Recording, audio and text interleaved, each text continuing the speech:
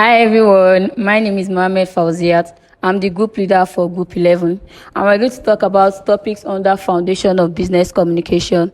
What is communication? Communication can be defined as the exchange of information by speaking, writing, or by using other mediums. It is a two-way process involving a sender and a receiver with the appropriate channel and medium. It originates from the Latin word communicare, meaning to share, to impart, or to participate, or to make common. While communicare is derived from the root communis, which means to make common or to share. McShane and Greenlow viewed communication as the process through which information is conveyed and understood between two or more people. Smith, Berry, and Pulford define communication as the art of sending information from the point of view of one person to the mind of another. While Shannon and Weaver viewed communication as a process which takes place when a sender encoding a message corresponds with the receiver decoding the message sent.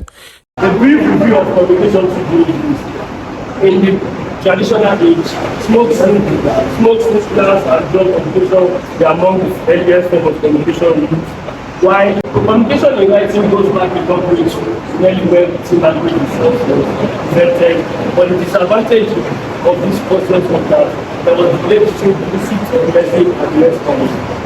Talk about the evolution of business communication. Business communication in modern times. Television was firstly invented in 1920s. Two-way video communication came in much after. Video conferencing first became an established part of commercial scene when mobile phones were much available. Texting and real-time chats enhanced the usage of mobile phones and computer, giving businesses a much wide audience.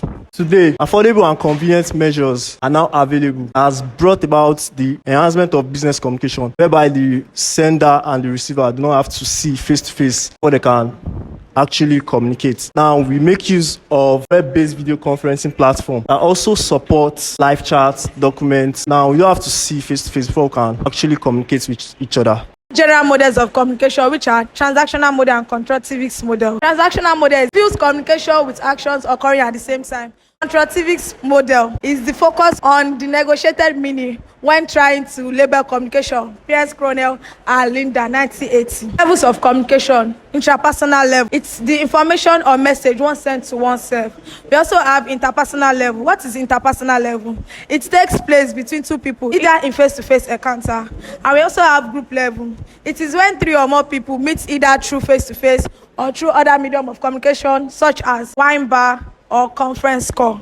What's business communication? Business communication is the process of sharing information within the workplace and outside the company for the commercial benefit of the company as well. Business communication aims in reducing error and enhancing company procedures. That's the content of the company. We have component of business communication. We have the context, the sender and the encoder. We have the message, the medium, the receiver, and lastly we have feedback. As you can see here, context is like the idea of all the information on the whole. We have the sender and the encoder. That is the person who sends the information, the sender of the information. We have the message, that's the information itself that is being sent. Medium here, that's the channel through which information is sent and the feedback. We have the receiver, that's the person who receives the information. And lastly, the feedback, that's the reaction towards the information being sent. Now we're talking about the 7 C's and the 4 S's of communication. For the 7 C's, we have conciseness, completeness, concreteness, courtesy, correctness, clarity, and consideration. For the 7 C's, we have credibility. For a communication to be credible, it means that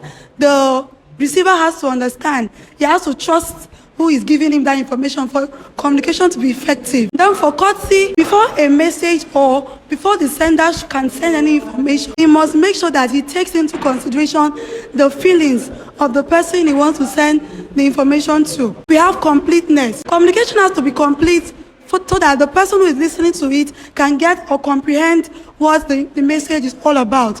Then we have clarity. Clarity means giving idea that is significant to the information you're trying to give to make understanding easier for the receiver. We have consistency. For an information to be consistent, it has to be possible, it has to be stable, it has to be unbiased. We have concreteness. Concreteness, the language that are meant to be used in a message has to be clear has to be concrete. Then we have conciseness. Before you give an information to somebody, in order not to bore the person, the receiver or the sender, the sender has to make it very brief and concise. Then we also have the 4 S's of communication. We have the shortness. Shortness is more like conciseness. Information has to be brief. It's also called brevity. We have simplicity. To make the receiver understand what you're saying, it has to be very simple.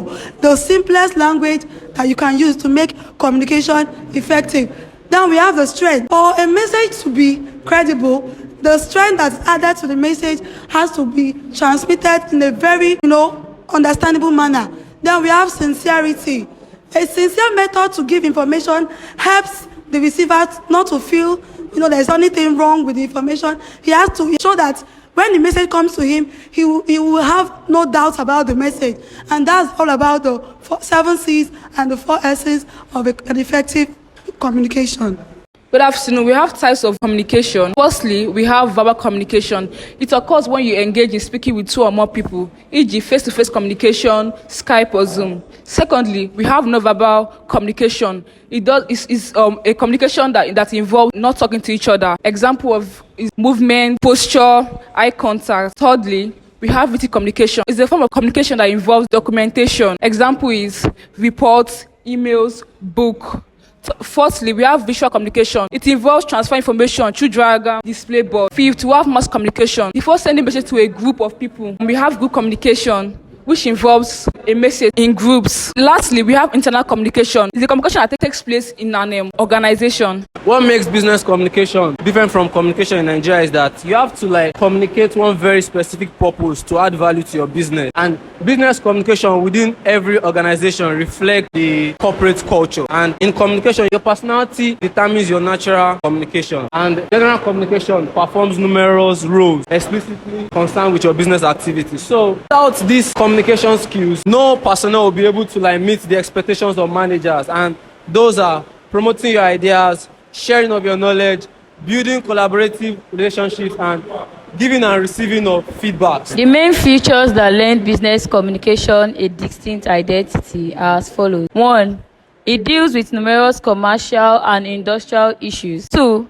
It is branded by certain formal features, such as commercial and technical vocabulary. 3. It is impartial and objective as great care is taken care of. 4. It has reasonably high concentration of certain complex writing techniques and procedures. So I'm going to talk about the importance of business communication. So good communicators are vital to a business profit margin and reputation. Employees who communicate well and understand the company's vision help make the company successful. Now, using effective communication skill can benefit a business and its employees in a variety of ways, including building better teams. So with good communication, we can build better teams among ourselves in the company, preventing misunderstandings and conflicts. Communication assists us to prevent misunderstandings and conflicts in the business, improving customer services. We can communicate with our customer with the use of communication, meeting goals and any success, promoting creativity and innovation, advancing individuals' careers prospects. Thank you.